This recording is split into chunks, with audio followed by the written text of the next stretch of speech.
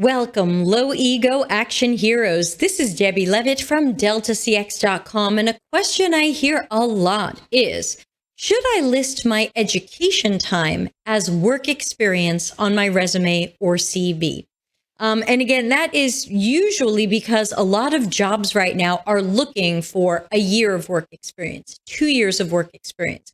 And people who don't have that work experience yet are sometimes looking to try to fudge that resume a little bit and make things that aren't work experience look like work experience. So as you might imagine, this is one of those questions that answers itself.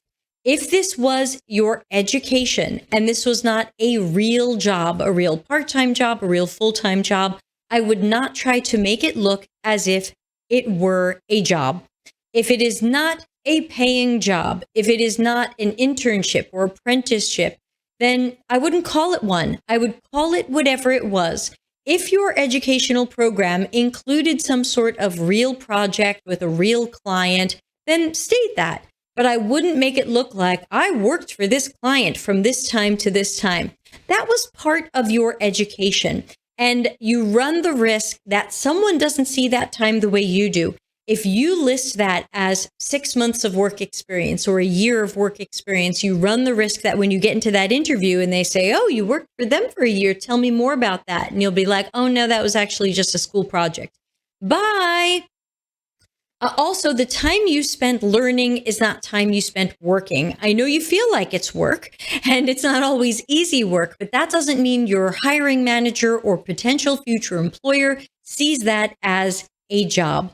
So only a job is a job. Let's not get slippery here.